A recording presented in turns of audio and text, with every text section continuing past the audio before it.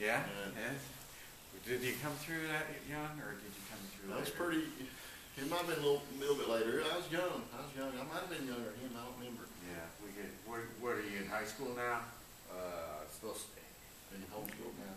Okay. But, this was the, and if you want to take photos, you can do that. We just ask if you can turn off your flash. We appreciate that. But, this is the home of James F.D. Lanier, and he's an important figure in Indiana's history. He was born in North Carolina.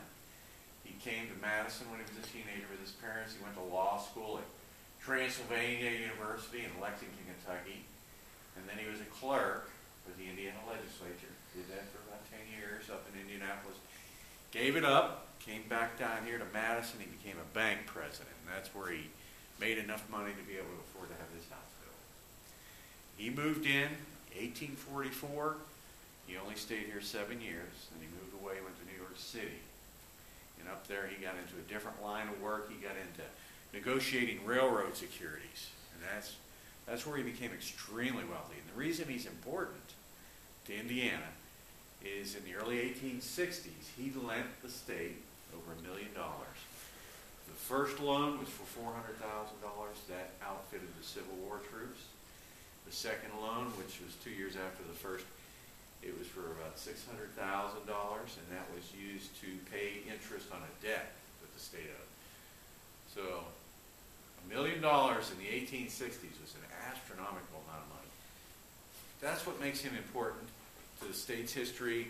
And now, to honor him, the state of Indiana owns the house, has been taking care of it and giving tours here for the last 87 years. 87 years. It's been going on a long time.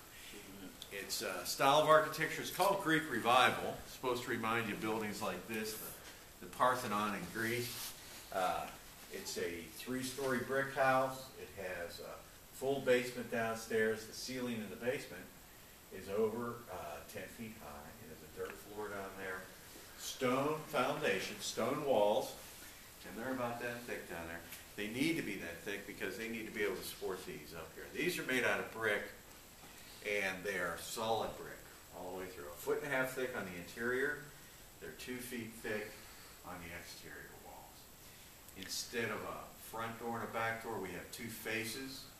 It is the portico facade on the south side. That's more formal. That looks at the river. This side, this is the public face. The city was out here. The city street used to be right there, just on the other side where that drain is in the ground. It went crosswise. It was a dirt road. A day like this, it would have been mud. Across the street, now we have a big lawn. We have flowers and trees. He didn't have any of that. When James Lanier lived here, and he was standing right where you're standing, and he looked out this door, what he saw was an iron foundry. So this was an area of heavy industry. Down the road a few blocks, there was a hog slaughterhouse. And here they would herd the pigs right down the street on their way to slaughter. So this was a very, very different kind of environment than we have today.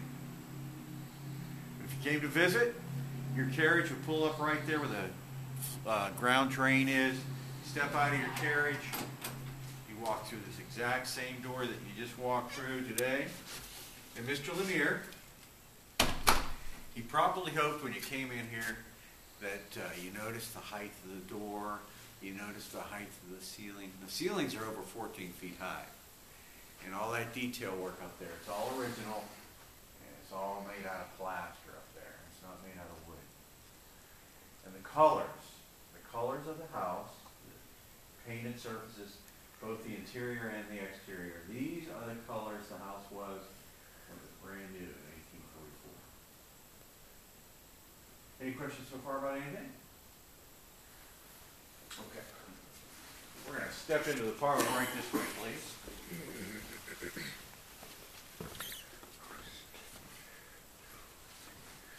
This is their parlor. It's a double parlor design. The rooms are mirror images of each other. They're separated by pocket doors. Depending on how many guests you had, you could open or close these things. The wallpaper, the draperies, the carpeting, they are reproductions, and They're patterns that were available back then. We don't know, though, exactly what they had. They may have had something similar. The furniture is authentic to the period. It is not the original furniture. James Lanier, he moved away after 7 years of living here. After he left, later his son lived here. His son lived here for the rest of his life, and he would have probably replaced the furniture over that amount of time. So that's why we don't have the original furniture.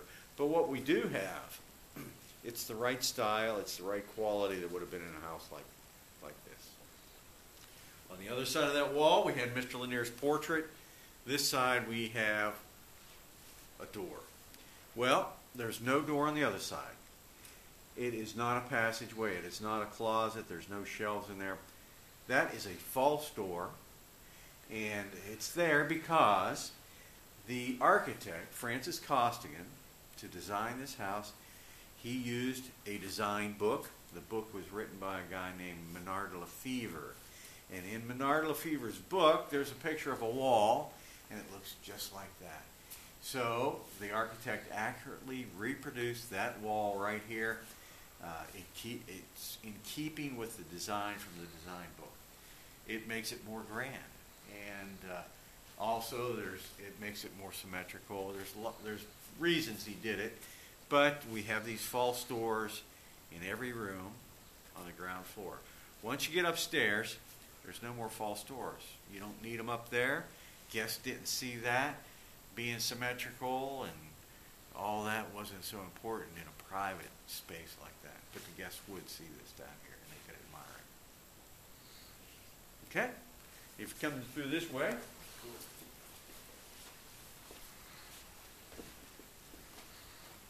now they heated this house with the fireplaces. There's 5 chimneys.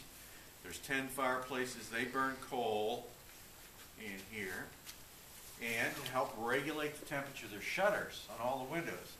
You can close these in the winter, and that holds the heat in the house. Or you can close them in the summer. It blocks the sun, helps keep it a little bit cooler.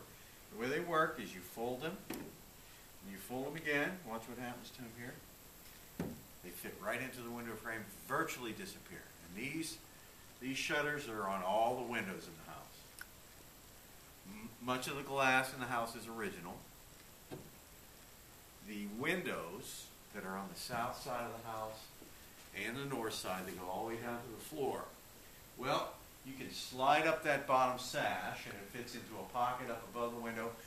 Then the window becomes like a door. You can walk right through the window in order to get out to the portico on the south side of the house, or you can walk through the windows on the north and get out to the balconies that are out there. The instruments in this room, that is a piano. It was made around 1830. It was made in New York City. The harp is the oldest thing in the house. The harp was old when the house was brand new. It was made in 1790. It was made in Paris.